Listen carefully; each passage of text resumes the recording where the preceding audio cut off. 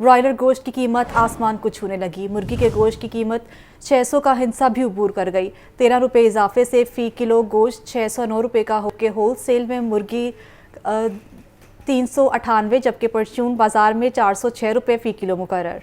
मज़ीद जानते हैं अब्दुल कादिर से। अब्दुल कादिर, बताइएगा। हाँ जी बिल्कुल, ब्रायलर की कीमतों में मुसलसल इजाफा जो है वो देखने को मिल रहा है। आज पाँचवें रोज़ भी ब्रायलर आज जो है वो महंगा कर दिया गया। 13 रुपये इजाफे के बाद कीमत रिकॉर्ड सतह पर 609 रुपये फ़ी किलो कीमत जो है मुकर्रर कर दी गई है। मजमूई तौर पर रवां हफ्ते ब्रायलर जो है वो 61 रुपये फ़ी किलो तक महंगा किया गया, यानी कि ब्रायलर जो है अब 600 रुपये फ़ी किलो से भी तजावज़ कर चुका हुआ है। शहरियों की जानिब से ब्रायलर की ख़रीदारी जो है वो कम की गई है, लेकिन ब्रायलर की कीमतें इसके बावजूद बढ़ती जा रही हैं। हमारे साथ एक सारिफ मौजूद है, इन्हीं से बात करते हैं। चिकन इतना महंगा हो गया सर, इतनी महंगाई हो गई, 609 रुपये किलो में हो गया। अभी जिसकी दिहाड़ी जो है 1000 रुपये है, अगर वो खाली चिकन लेगा तो उसमें क्या करेगा, बच्चों का क्या खिलाएगा। पहले तो बंदा 1 किलो खरीद रहा था, अब 1 किलो खरीद नहीं सकता। 1 पाव खरीदेगा, उसमें गुजारा करेगा तो बहुत मुश्किल हो गया हुआ है। हाँ जी बिल्कुल, आपने सारिफ की गुफ्तगू सुनी। इनका कहना है कि जो योमिया उजरत पे काम करने वाले मजदूर है जिसकी दिहाड़ी 1000 रुपये है, वो 600 रुपये किलो से महंगा ब्रायलर किस तरह ख़रीद सकता है, क्योंकि दीगर अशिया जिसमें प्याज, टमाटर, लहसुन, अदरक भी इसमें शामिल किए जाने हैं और साथ ही साथ घी और ऑयल की कीमतों में भी इजाफा हो रहा है। तो अब एक आम शहरी या गरीब शहरी के लिए ब्रायलर खाना जो है वो मुश्किल से मुश्किल तर होता जा रहा है। शुक्रिया आपका। पीपल्स पार्टी वसी पंजाब के कायम मकाम सदर राना फारूक सईद प्रेस कॉन्फ्रेंस कर रहे हैं। आपको बराह रास्त ले चलते हैं। जो दूसरा फेस है उसका 19 मार्च को इलेक्शन है। हमारी पार्टी का हमेशा से ये असूल रहा है कि हमने इलेक्शन का बॉयकॉट नहीं करना, हर इलेक्शन हमने लड़ना है। अब ये खान साहब जैसे असेंबली से निकल के अब उसको समझ आई है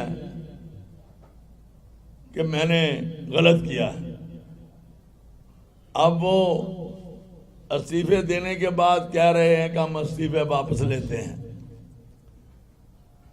इससे पता चलता है कि खान साहब की सियासी बसीरत नहीं है। मैंने तो पिछली प्रेस कॉन्फ्रेंस में भी कहा था कि किसी से मशवरा ना लो, अपने भाई हफीजुल्लाह नियाजी से मशवरा ले लो ताकि आपको कोई सही तरीके से गाइड कर सके कि आप असेंबली में रहें। अगर आप असेंबली में रहते तो आपका वजन बहुत था, आप पंजाब की असेंबली ना तोड़ते तो आपका वजन था। जब आपने सारा कुछ ही खत्म कर दिया, अपने घर को आग खुद ही लगा दी, तो अब मेरे भाई आपका कोई वजन नहीं। अब तो आप ये कह रहे हैं कि मेरी जान को खतरा है। भाई ये सियासत है, इसमें जानों की कुर्बानियां देनी पड़ती हैं। अगर घर में बैठोगे तो मौत तो फिर भी आ जाती है, अगर मैदान में लड़ोगे तो मौत ने तो आना होता है, जहां उसने आना होता है वहां पहुंच जाती है। जुल्फकार अली भुट्टो शहीद आपके सामने है।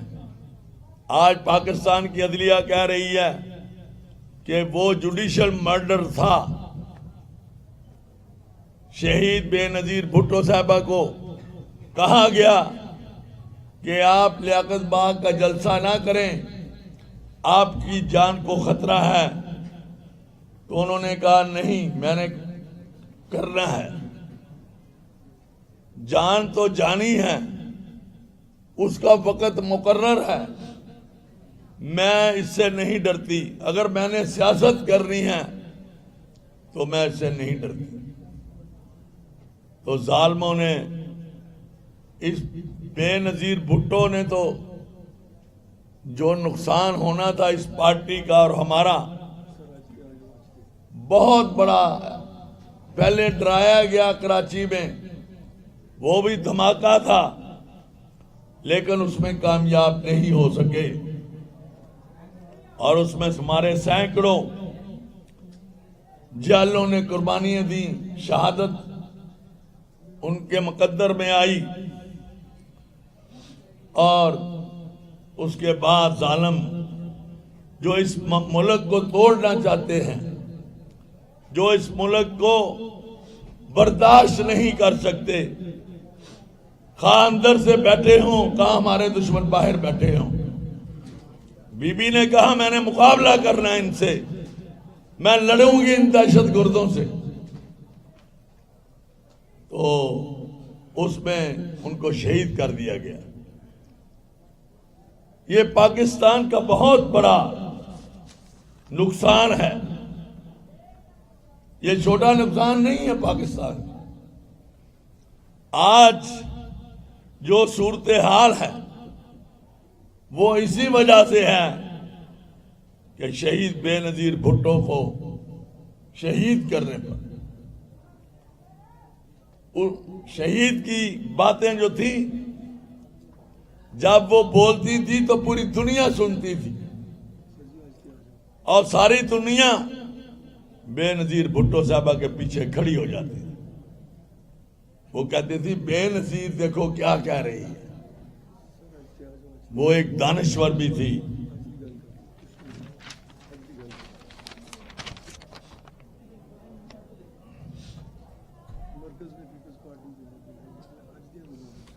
वो उनकी आवाज, उनकी बात को पूरी दुनिया सुनती थी। इसलिए आज जो सूरत हाल है, आज IMF भी हमें आंखें दिखा रहा है। ये सारा किया धरा जो है ये इमरान खान का है।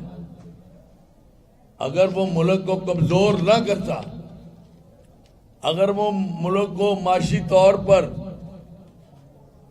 कमजोर न करता तो हमें आज किसी की जरूरत नहीं थी। जितनी महंगाई है वो लेके आया है। वो कहता था कोई बात नहीं, ये ठीक हो जाएगा। 4 साल में वो ठीक नहीं कर सका। जब बिल्कुल मुल्क दिवालिया की तरफ आ गया और देखा गया कि ये मुल्क के लिए बहुत नुकसानदेह। ये गुफ्तगू आपने मुलाहिजा की। और अभी आपको बताएं, वज़ीर-ए-आज़म शहबाज शरीफ ने महाजरीन की याद में बनने वाले बाब पाकिस्तान का इफ्तिताह कर दिया। वाल्टन रोड की तोसी और कुशादगी के मंसूबे का संगे बुनियाद भी रख दिया गया। नए डिज़ाइन के मुताबिक बाब पाकिस्तान 110 एकड़ रकबे पर मुश्तमिल होगा, जबकि यादगार की बुलंदी 150 फुट होगी। बाब पाकिस्तान मंसूबे पर 4 अरब रुपए लागत का तखमीना भी लगाया गया। मंसूबे के लिए 2.5 अरब रुपए जारी किए जा चुके। इस बारे मजीद जानते हैं ज़ैनुल आबिदीन से। ज़ैन, आगाह कीजिएगा। ये वज़ीर-ए-आज़म शहबाज शरीफ की जानिब से बाब पाकिस्तान वाल्टन प्रोजेक्ट का इफ्तिताह कर दिया गया है और इस मंसूबे को मुकम्मल करने के लिए 1.5 साल का वक्त भी दिया गया है। Central business district development authority को ये जिम्मेदारी सौंपी गई है कि बाब पाकिस्तान वाल्टन प्रोजेक्ट को उसके पुराने डिज़ाइन के मुताबिक ही तामीर किया जाए। इस सिलसिले में इस यादगार बाब पाकिस्तान जो कि मुहाजिरीन का सबसे बड़ा कैंप था, इस पर तामीराती काम के लिए 27 अरब रुपए का तखमीना लगाया गया है और 1 साल 6 माह के अरसा में बाब पाकिस्तान को तामीर किया जाएगा।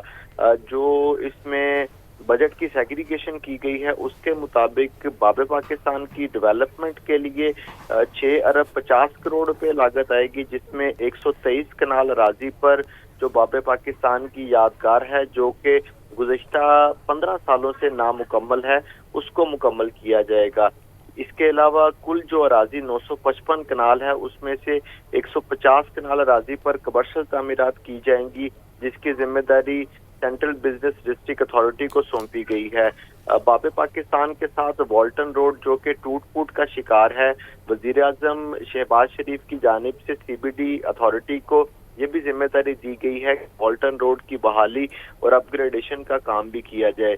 तो वाल्टन रोड की रीमॉडलिंग के लिए 17 अरब 50 करोड़ रुपए का तखमीना लगाया गया है और वाल्टन रोड की बहाली का काम 1 साल के अरसा में मुकम्मल किया जाएगा।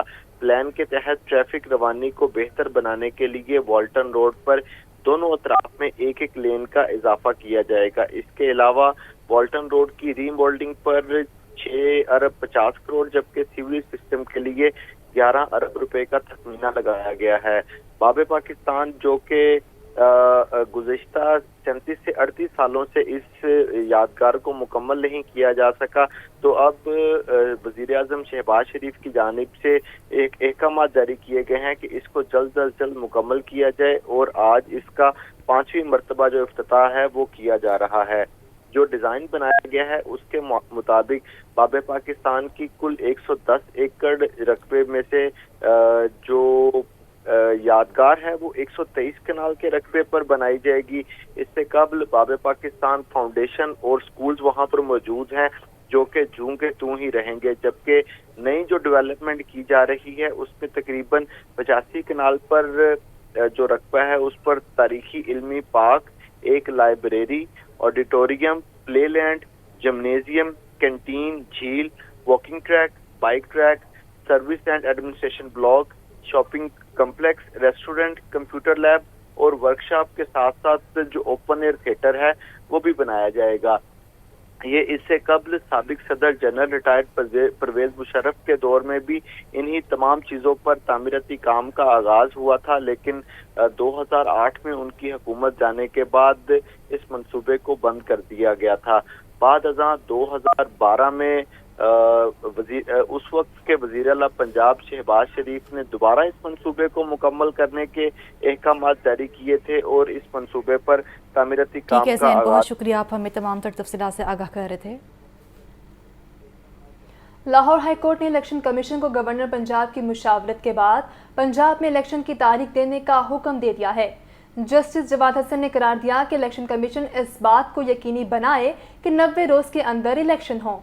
रिपोर्ट कर रहे हैं मोहम्मद अशफाक। लाहौर हाईकोर्ट ने पंजाब में इलेक्शन की तारीख से मुताल्लिक दायर दरखास्तों का तहरीरी फैसला जारी कर दिया। जस्टिस जवाद हसन ने 16 सफ़हात पर मुश्तमिल तहरीरी फैसला जारी किया। अदालत ने इलेक्शन कमीशन को हुक्म दिया कि गवर्नर पंजाब से मुशावरत के बाद फौरी इलेक्शन की तारीख का ऐलान किया जाए। इलेक्शन कमीशन इस बात को यकीनी बनाए कि 90 रोज के अंदर इलेक्शन हो। तहरीरी फैसले में मजीद कहा गया है कि इलेक्शन कमीशन गैर जानिबदार इदारा है। इंतखाबात के इनकाद को यकीनी बनाना इलेक्शन कमीशन की जिम्मेदारी है। खुद मुख्तार आईनी इदारा होने की हैसियत से इलेक्शन कमीशन कानून के मुताबिक इलेक्शन कराने और इलेक्शन के इंतजामात करने का पाबंद है। इससे पहले chief secretary Punjab, IG Punjab और सूबाई इलेक्शन कमिश्नर पंजाब सईद गुल अदालत में पेश हुए। तहरीक इंसाफ की जानिब से असद उमर, सब्तैन खान, अली अफजल शाही और नून लीग के राना मशहूद कमरा अदालत में मौजूद थे। चीफ सेक्रेटरी और IG पंजाब ने अदालत को बताया कि हमने अपनी तजावीज इलेक्शन कमीशन को दे दी हैं। हम इलेक्शन कमीशन और अदालती फैसले के पाबंद हैं। समाअत के दौरान इलेक्शन कमीशन के वकील शहजादा मजहर ने बताया कि इलेक्शन की तारीख देना इलेक्शन कमीशन का काम नहीं है। पुलिस और जुडिशरी समेत दीगर इदारों ने अमला देने से इनकार कर दिया है। फंड्स भी नहीं है। इलेक्शन कमीशन ऐसे हालात में कैसे इलेक्शन करवा सकता है। गवर्नर पंजाब के वकील शहजाद शौकत ने कहा कि अगर असेंबली खुद ब खुद तहलील होती है तो गवर्नर इंतखाबात की तारीख देने का पाबंद नहीं है। तहरीक इंसाफ के वकील बैरिस्टर अली जफर और अजहर सिद्दीक ने कहा कि आइन में वाज़ेह दर्ज है कि असेंबली की तहलील के बाद 90 रोज में इलेक्शन होंगे। अदालत ने तमाम दलाइल मुकम्मल होने के बाद 16 सफ़हात पर मुश्तमिल फैसला जारी कर दिया और तहरीक इंसाफ की दरखास्त को मंजूर कर लिया। कैमरामैन मोहम्मद अयूब के साथ मोहम्मद अशफाक, लाहौर न्यूज़। और पंजाब में इलेक्शन की तारीख देने के लिए गवर्नर और इलेक्शन कमीशन को खत लिख दिया गया। खत दरख्वास्त गुजार शहरी मुनीर अहमद की जानिब से मोहम्मद अजहर सिद्दीक एडवोकेट ने लिखा। मतन के मुताबिक ये कहा गया कि लाहौर हाईकोर्ट का फैसला आ चुका है। इलेक्शन की तारीख का ऐलान न करने की सूरत में तौहीन अदालत होगी। इस बारे मजीद क्या तफसीलात हैं जानते हैं मोहम्मद इशफाक से। इशफाक बताइएगा।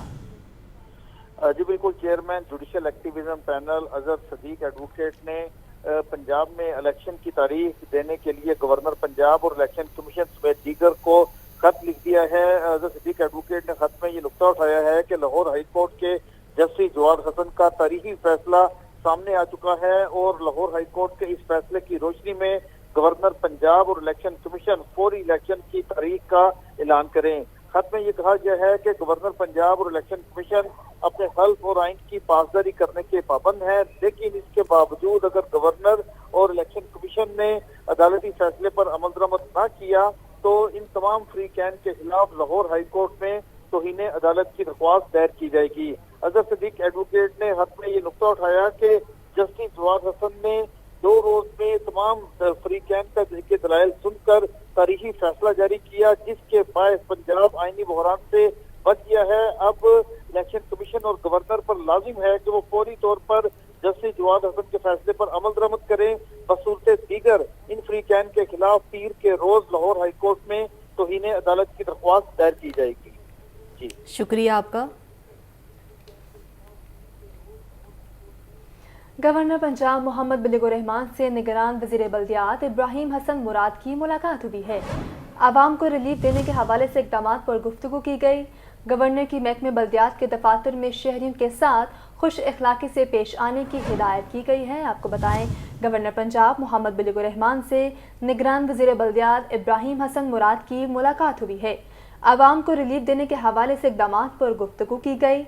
गवर्नर की महकमे बल्दियात के दफातर में शहरियों के साथ खुश अखलाकी से पेश आने की हिदायत भी जारी की गई हैं। आपको बताएं, वज़ीर बल्दियात इब्राहिम हसन मुराद की मुलाकात हुई है गवर्नर पंजाब मोहम्मद बिलिगुर रहमान से।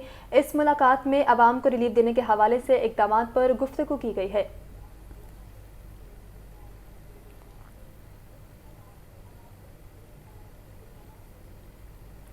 एफबीआर की टैक्स डिफॉल्टर्स के खिलाफ कार्रवाइयां जारी। इनकम टैक्स साल 2018 के नादहिंदा राहिला यासीन के बैंक अकाउंट्स मुंजमद 3,36,04,621 रुपए की रिकवरी कर ली। एफबीआर की टैक्स डिफॉल्टर्स के खिलाफ कार्रवाइयां जारी हैं, जिस पर इनकम टैक्स साल 2018 की नादहिंदा राहिला यासीन के बैंक अकाउंट्स भी मुंजमद। इस बारे मजीद का तफसीलात जानते हैं शबीर हैदर से। जी शबीर। जी, एफबीआर ने टैक्स डिफॉल्टर के गिर्द मजीद घेरा तंग कर दिया है, जिस पर एफबीआर की जानब से टैक्स डिफॉल्टर राहिला यासीन के बैंक अकाउंट मुंजमद करके 3,36,04,621 रुपए की रिकवरी कर ली गई है। इस पर एफबीआर हुकाम का कहना है कि राहिला यासीन इनकम टैक्स साल 2018 की मद में 6,57,47,500 रुपए की नादहिंदा थी और ये recovery Allied Bank Y block branch से की गई है। और कमिश्नर आरटीओ समिया इजाज की हदायत पर डिप्टी कमिश्नर मोहम्मद अली ताज ने कार्रवाई की है, जिसमें टीम में इंस्पेक्टर मोहम्मद कासिम, फैसल मुनव्वर, शफकत अली, महर इरफान और अकरम हैदर शामिल थे। और इस हवाले से एफबीआर हुकाम का कहना है कि बकिया जो टैक्स की रिकवरी है तब तक इनके अकाउंट जो है इसी तरह मुंजमद रहेंगे और तमाम रिकवरी को यकीनी बनाया जाएगा। जी शुक्रिया शबीर। आपको बराह रास्त ले चलते हैं। अलहमरा में पाकिस्तान लिटरेचर फेस्टिवल का दूसरा रोज़ है। ਜਿਹੜਾ मैदान करना है ਉਹਦਾ मतलब ਕੀ ਹੈ? ਟਿੱਬੇ ਕੀ ਨੇ? ਟਿੱਬੇ ਉਹ ਨੇ ਸਾਡਾ ਈਗੋ, ਸਾਡਾ ਤਕੱਬਰ, ਸਾਡਾ ਗਰੂਰ ਜਿਹੜਾ ਸਾਨੂੰ ਉੱਚਾ ਕਰਨ ਦੀ ਦੱਸਦਾ। ਤੇ ਟੋਏ ਨੇ ਸਾਰੇ ਉਹ ਸਾਡੇ ਇਨਫੀਰੀਅਰਿਟੀ ਕੰਪਲੈਕਸਸ, ਸਾਰੀਆਂ ਗਲਤ ਚੀਜ਼ਾਂ ਜਿਹੜੇ ਨੈਗੇਟਿਵ ਪੁਆਇੰਟਸ ਨੇ ਉਹ ਸਾਰੇ ਟੋਏ ਨੇ। ਟਿੱਬੇ ਟੋਏ ਬੰਦਾ ਆਪਣੀ ਜ਼ਿੰਦਗੀ ਚੋਂ ਆਪਣੀ ਹਯਾਤੀ ਚੋਂ ਲਾ ਦੇ ਔਰ ਉਹਨੂੰ ਮਨ ਮੈਦਾਨ ਕਰ ਦੇ ਤੇ ਇਕੁਆਲਿਟੀ ਤੇ ਆਪੇ ਆ ਗਈ, ਬਰਦਾਸ਼ਤ ਤੇ ਆਪੇ ਹੀ ਆ ਗਈ। ਬਰਦਾਸ਼ਤ ਤੇ ਆਂਦੀ ਹੋਈ ਉਦੋਂ ਹੈ ਜਦੋਂ ਤੁਸੀਂ ਦੂਸਰੇ ਦੀ ਇੱਜ਼ਤ ਕਰੋ, ਜਦੋਂ ਇੱਕੋ ਜਿਹਾ ਸਮਝੋਗੇ ਸਭ ਨੂੰ ਤੇ ਦੂਜੇ ਦੀ ਇੱਜ਼ਤ ਕਰੋਗੇ ਤੇ ਫਿਰ ਤੇ ਆਏਗੀ। ਬੁੱਲੇ ਸ਼ਾਹ ਨੇ ਵੀ ਇਸ ਬਾਰੇ ਚ ਬਿਲਕੁਲ ਇਹੀ ਗੱਲ, ਬਾਬਾ ਫਰੀਦ ਤੇ 12ਵੀਂ ਸਦੀ, ਬੁੱਲੇ ਸ਼ਾਹ 18ਵੀਂ ਸਦੀ, 600 ਸਾਲ ਬਾਅਦ ਬੁੱਲੇ ਸ਼ਾਹ ਨੇ ਵੀ ਇਹੀ ਕਿਹਾ ਕਿ ਆਸ਼ਿਕ ਹੋਇਓ ਰੱਬ ਦਾ, ਮਲਾਮਤ ਹੋਈ ਲਾਖ, ਤੈਨੂੰ ਕਾਫਰ ਕਾਫਰ ਕਹਿੰਦੇ ਤੂੰ ਆਹੋ ਆਹੋ ਆਖ। ਠੀਕ ਹੈ, ਤੇ ਬਿਲਕੁਲ ਉਹੀ ਗੱਲ ਹੈ ਜਿਹੜੀ ਇਹਨਾਂ ਨੇ ਕੀਤੀ।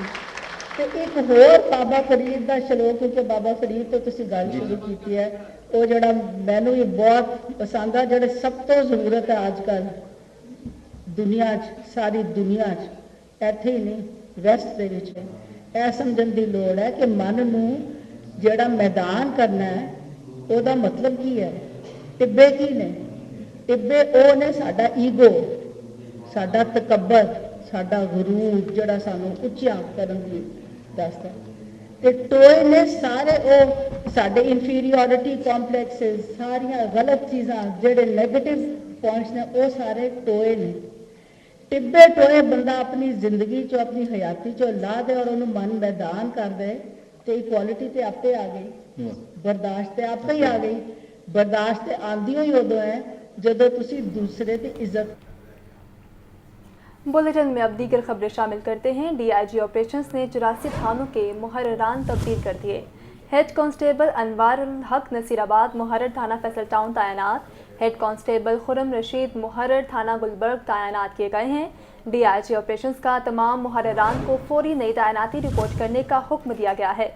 आपको बताएं कि डीआईजी ऑपरेशंस ने 84 थानों के मुहर्ररान तब्दील कर दिए।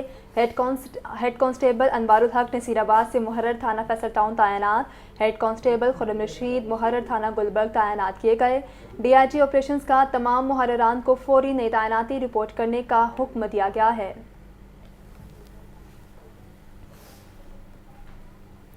मेट्रो ट्रैक पर चलने वाली बसें एक के बाद एक खराब होने लगीं। गजुमता जाने वाली बस कुर्तबा स्टेशन के करीब खराब हो गई। वीडा मीज़ा कंपनी की बस नंबर 24 ट्रैक पर चलते हुए तकनीकी खराबी का शिकार हुई। मेट्रो ट्रैक पर चलने वाली बसें एक के बाद एक खराब होने लगी हैं, जो कि गजुमता जाने वाली बस कुर्तबा स्टेशन के करीब खराब हो गई। वीडा मीज़ा कंपनी की बस नंबर 24 ट्रैक पर चलते हुए तकनीकी खराबी का शिकार हो गई है। आपको आगाह किया जा रहा है इस हवाले से, क्योंकि गजुमता जाने वाली बस कुर्तबा स्टेशन के करीब खराब हो गई और वीडा मीज़ा कंपनी की बस नंबर 24 ट्रैक पर चलते हुए तकनीकी खराबी का शिकार हुई। तफसीलात जानते हैं ज़ैनुल आबिदीन से। ज़ैन, बताइएगा। ये गजुमता से लेके शादरा तक चलने वाली जो मेट्रो बसें हैं वो वक्त गुजरने के साथ साथ ज़बूहाली का शिकार होने लगी हैं और पंजाब हुकूमत की जानिब से इन बसों की मुरम्मत और बहाली पर खातर खा तवज्जो नहीं दी जा रही। माजी में भी ऐसे वाक़यात रूनुमा हुए हैं कि मेट्रो बस ट्रैक पर चलते हुए तकनीकी खराबी का शिकार होने की वजह से ट्रैक पर ही खड़ी हो गई, जिसकी वजह से मुसाफिरों को मुश्किलात का सामना करना पड़ा। आज भी गजुमता जाने वाली जो बस है वो कुर्तबा स्टेशन के करीब खराब हो गई। ये वीडा मीज़ा कंपनी की बस नंबर 24 है, जो कि ट्रैक पर चलते हुए तकनीकी खराबी का शिकार हुई। ज़राए की जानिब से ये बताया गया है कि मेट्रो बस नंबर 24 के इंजन में खराबी आने की वजह से ये बस ट्रैक पर ही बंद हो गई, जिसके बाद कुर्तबा स्टेशन पर खराब होने वाली बस से मुसाफिरों को बाहिफाजत से निकाल कर जो दूसरी बस है उसमें मुंतकिल किया गया।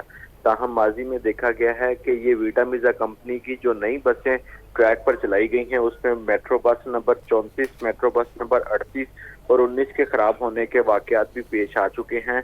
और ये जो 64 बसों का कॉन्वॉय है मेट्रो बसों का, अब ये तकनीकी खराबियों बहुत की शुक्रिया वजह से ज़ैन आपका। अब आपको बताएं कि पंजाब काबीना इजलास के लिए कैबिनेट मैनेजमेंट इंफॉर्मेशन सिस्टम का बाकायदा आगाज कर दिया गया। काबीना इजलास पेपरलेस होने से लाखों रुपए की बचत होगी। सूबाई वज़रा और मुतल्लिका हुकाम को नए सिस्टम के तहत काबीना का एजेंडा जारी किया जाएगा। सलमान तारिक से मजीद जानेंगे। जी सलमान। निगरान वज़ीर पंजाब मोहसिन नकवी का ई गवर्नेंस के लिए बड़ा इक़दाम। पंजाब काबीना के इजलास के लिए कैबिनेट मैनेजमेंट इंफॉर्मेशन सिस्टम का बाकायदा आगाज कर दिया गया। पंजाब काबीना के इजलास CMIS के तहत पेपरलेस होंगे और सूबाई वज़रा और मुतल्लिका हुकाम को CMIS के तहत काबीना का एजेंडा जारी किया जाएगा। काबीना के फैसलों के मिनट्स भी CMIS के तहत जारी होंगे और निगरान वज़ीर मोहसिन नकवी की ज़ेर सदारत काबीना का चौथा इजलास कैबिनेट मैनेजमेंट इंफॉर्मेशन सिस्टम के तहत पेपरलेस हुआ। काबीना इजलास पेपरलेस होने से लाखों रुपए की बचत होगी। जी ठीक है सलमान, आपका शुक्रिया।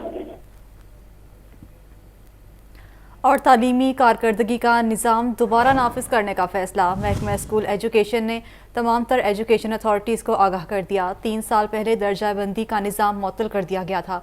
स्कूल बेहतरी फ्रेमवर्क का निफाज 20 फरवरी से होगा। तफसीलात आतिफ परवेज से जानते हैं। जी आतिफ। 3 साल बाद जो है स्कूलों में तालीमी कारकर्दगी जांचने का निज़ाम जो है एक बार फिर नाफिज कर दिया गया है और महकमा स्कूल एजुकेशन ने तमाम डिस्ट्रिक्ट एजुकेशन अथॉरिटीज़ को इस हवाले से आगाह कर दिया और कहा गया है कि 20 फरवरी से ये निज़ाम जो है वो नाफिजुल अमल होगा और इसके तहत जो मॉनिटरिंग टीमें हैं वो स्कूलों में जाकर स्कूल हेड शुक्रिया और आपका। की हाजिरी